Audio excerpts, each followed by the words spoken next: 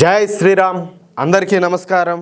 Welcome to news అఖండ. నేను మీ కస్తూరి శ్రీధర్. మిత్రులారా, ఉగ్రవాద దేశమైనటువంటి పాకిస్తాన్ రోజుకొక వేషం, పూటకొక నాటకం అయితే ఆడుతూ ఉంటుందన్నమాట. వీళ్ళేదో ఏదో పై నుంచి దిగుచ్చినట్టు, ఏదో భగవంతుడి స్వరూపాల మాదిరా వీళ్ళంతా కూడా ఓవర్ యాక్షన్ అయితే దొబ్బుతూ ఉంటారు. వీళ్ళు గానా లేకపోతే అసలు క్రికెటే లేదన్నట్టు, అసలు క్రికెట్కు జీవం పోసిందే మేమన్న ఆలోచనలో ఈ పాకిస్తాన్ క్రికెట్ బోర్డు చెప్పాలంటే ఊహల్లో ఉయ్యాలైతే ఊగుతూ ఉంటుంది అనమాట. అలాంటి పాకిస్తాన్ క్రికెట్ బోర్డు అహంకారాన్ని ఐసీసీ అంటే ఇంటర్నేషనల్ క్రికెట్ కౌన్సిల్ అయితే తొక్కి అవతల బార దొబ్బింది. ముఖ్యంగా ఐసీసీ చైర్మన్ అయినటువంటి మన జైషా గారు పాకిస్తాన్ టీంకు, అలాగే పాకిస్తాన్ క్రికెట్ బోర్డుకు, పాకిస్తాన్ ప్రభుత్వానికి కలిపట్టే చుక్కలు చూపిస్తున్నారు. సరే, అసలు విషయానికి వస్తే, జిహాదీల దేశమైనటువంటి బంగ్లాదేశ్లో మన హిందువులు వందల సంఖ్యలో హత్యలకైతే గురవుతున్నారు. మన హిందూ ఆడపడుచులు పెద్ద సంఖ్యలో అఘాయిత్యాలకైతే గురవుతున్నారు. ఈ బంగ్లాదేశ్లో గత 8 నెలల నుంచి మన హిందువులపైన దాడులన్నీ కూడా నిత్యకృత్యంగా జరుగుతూనే ఉన్నాయి. మిత్రులారా, ఒక్కసారి ఆలోచన చేయండి. 8 నెలల నుంచి దాడులు చేస్తున్నారంటే అసలు ఎవరైనా ఎట్ట తట్టుకొని నిలబడగలుగుతారు? ఎంతటి తోపులైనా సరే ఇంత దారుణంగా దాడులు గురవుతా ఉంటే వాళ్ళు మానసికంగా ఖచ్చితంగా పిచ్చోళ్ళు అయిపోతారు. అంటే ఈరోజు మెంటల్ టార్చర్ ఒక పక్క, దాడులు ఒక పక్క, ఇంక ఉండే వాళ్ళకి మెంటల్ టార్చర్ ఇంకొక పక్క. సరే, బంగ్లాదేశ్లో హిందువుల పైన జరుగుతున్నటువంటి ఈ హింసాత్మక సంఘటనలపైన మన దేశంలోని హిందువులంతా కూడా రగిలిపోతున్నారు.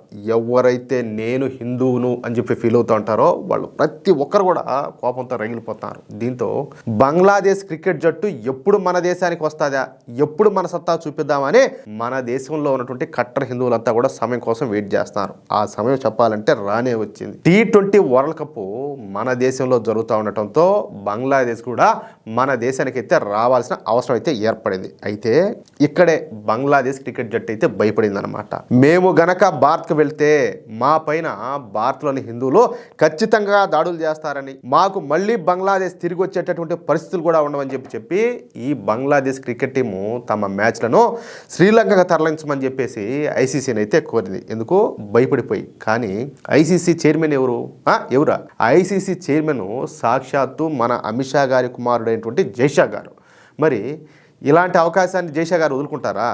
ఎట్టి పరిస్థితుల్లో కూడా వదులుకోరు. అందుకే బంగ్లాదేశ్ క్రికెట్ బోర్డు విజ్ఞప్తికి జైషా గారు అయితే నో చెప్పేశారు. పోండ్రా బొచ్చగాళ్ళారా అన్నట్టు. ఆడితే భారత్లో ఆడండి, లేకపోతే దొబ్బేండి అని చెప్పేసి గట్టిగా తెగేసి చెప్పేశారు. దీంతో చేసేదేమీ కూడా లేక ఇక బంగ్లాదేశ్ జట్టు T20 వరల్డ్ కప్ నుంచి వైదొలిగిందనమాట.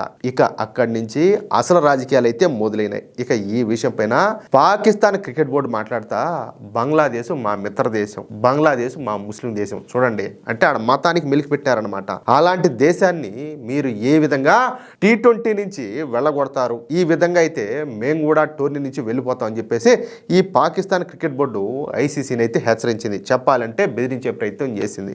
మీరెంత, మీ బతుకులెంత. కానీ ఐసీసీలో ఉంది ఎవరు? మన జైషా గారు. మరి జైషా గారు ఈ పిల్లిబిత్తిరి పాకిస్తాన్ పట్టించుకుంటారా? అసలు ఏ మాత్రం కూడా పట్టించుకోడు. అందుకే ఈ విషయం పైన జైషా గారు ఎంత మాత్రం కూడా స్పందించాల. దీంతో ఏమి చేయాలో తోచని పరిస్థితుల్లో ఈ పాకిస్తాన్ క్రికెట్ బోర్డు మేము T20లో పాల్గొంటాం కానీ భారత్తో మాత్రం క్రికెట్ మ్యాచ్ను ఏ మాత్రం కూడా ఆడబోమని చెప్పేసి ఖరాఖండిగా చెప్పేసింది. ఏం బిల్డప్ చూడండి. అందరూ కూడా అది నిజమేనని చెప్పి అనుకున్నారు. కానీ ఈ విషయం పైన కూడా జైషా గారు అయితే స్పందించాల. పైగా ఏంటంటే ఆ విధంగా చేస్తే పాకిస్తాన్కు ఇచ్చేటటువంటి నిధుల్లో సగానికి సగం కోత విధిస్తామని చెప్పేసి జైషా గారు అయితే తేల్చెప్పేశారు. ఈ దెబ్బతో పాకిస్తాన్ క్రికెట్ బోర్డుకు, అలాగే పాకిస్తాన్ క్రికెట్ టీంకు చెప్పాలంటే మైండ్ బ్లాక్ అయినంత పని అయిందన్నమాట. ఇక వెంటనే Pakistan cricket board back door నుంచి ఐసీసీతో చర్చలు అయితే జరపడం ప్రారంభించిందనమాట. అసలే అడుగు తినే స్థితిలో ఉన్నాము, ఇలాంటి సమయంలో మీరు మా నిధులను కనుక కట్ చేస్తే మేము మళ్ళీ అడగ తినాలా? కాబట్టి మమ్మల్ని దయచేసి కనికరించండి మహాప్రభు అంటూ ఐసీసీ పెద్దల కాళ్ళు పట్టుకున్నారు. ఎవరు? ఈ పాకిస్తాన్ వాళ్ళు అనమాట. సరే, దీంతో ఇక ఐసీసీ పెద్దలు బహిరంగంగా పాకిస్తాన్ను భారత్తో మ్యాచ్ ఆడమని చెప్పేసి అడిగారనమాట. ఆ మ్యాచ్ భారత్లో కాకుండా కొలంబోలో నిర్వహిస్తామని కూడా ఐసీసీ పెద్దలైతే తెలియజేశారు. ఇక్కడే పాకిస్తాన్ తన పంది బుద్ధిని అయితే చూపించింది. అదేంటయ్యా అంటే ఐసీసీ ఇప్పుడు పాకిస్తాన్ను భారత్తో క్రికెట్ ఆడమని చెప్పేసి ఓపెన్గా చెప్పింది కదా.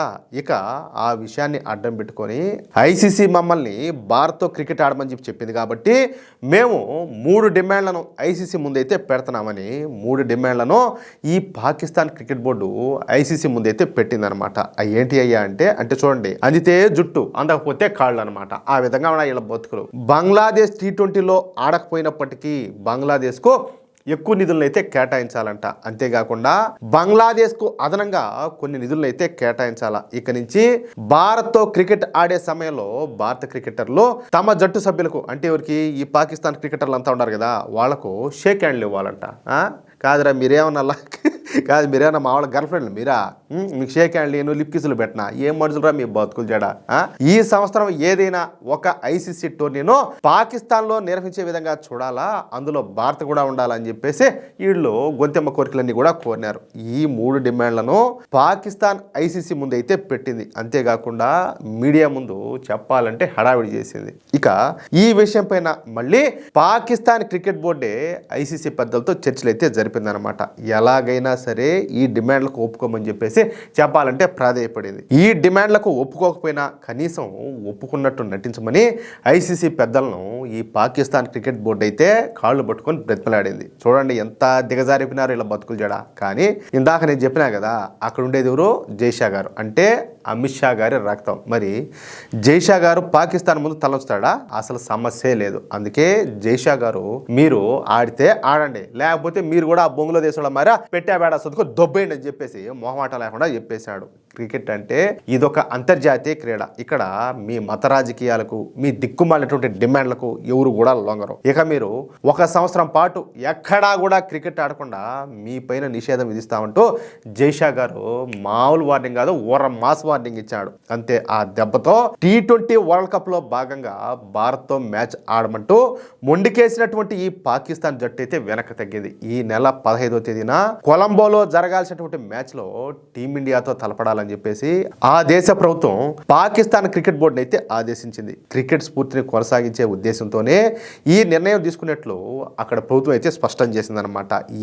ఏమి కథలో చూడండి. అబ్బా, యూటర్న్లు తీసుకోవడంలోను మాట మార్చడంలోను ఏళ్ల తర్వాతే ప్రపంచంలో ఎవరైనా కానీ అంత దిక్కుమాల ముండా కొడుకులు. శ్రీలంక అలాగే బంగ్లాదేశ్ల నుంచి వచ్చేటువంటి అభ్యర్థనలకు స్పందిస్తూ భారత్తో మ్యాచ్కు పాక్ ప్రధాని షహబాజ్ షరీఫ్ ఓకే చెప్పారని చెప్పేసి ఈ పాకిస్తాన్ ప్రభుత్వ వర్గాలు అయితే వెల్లడించినాయి. ఆ విధంగా మా ప్రభుత్వం అంటే ఎవరు? పాకిస్తాన్ ప్రభుత్వం చెప్పింది కాబట్టి మేము భారత్తో క్రికెట్ ఆడుతున్నామంటూ పాకిస్తాన్ క్రికెట్ బోర్డు కలరింగ్ ఇచ్చి ఏదో విధంగా బయటపడింది అనమాట. అది విషయం అయితే మిత్రులారా చూశారు కదా.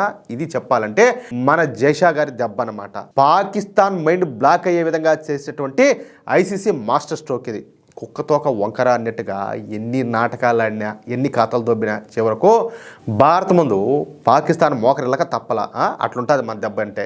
మరి జైషా గారు తీసుకున్నటువంటి ఈ గట్టి నిర్ణయం పైన మీ అభిప్రాయం ఏంటో కింద కామెంట్ సెక్షన్లో తెలియజేయండి. ఇలాంటి మరెన్నో ఇంట్రెస్టింగ్ అప్డేట్స్ అలాగే బ్రేకింగ్ న్యూస్ కోసం వెంటనే మన న్యూస్ అఖండ ఛానల్ను సబ్స్క్రైబ్ చేసుకోండి. ఇటువంటి లేటెస్ట్ అప్డేట్స్ మీ మొబైల్కు ఎప్పటికప్పుడు రావాలంటే పక్కనే ఉన్నటువంటి బెల్ ఐకాన్ను ఖచ్చితంగా క్లిక్ చేయండి. జై శ్రీరామ్, జై హింద్, భారత్ మాతా కీ జై.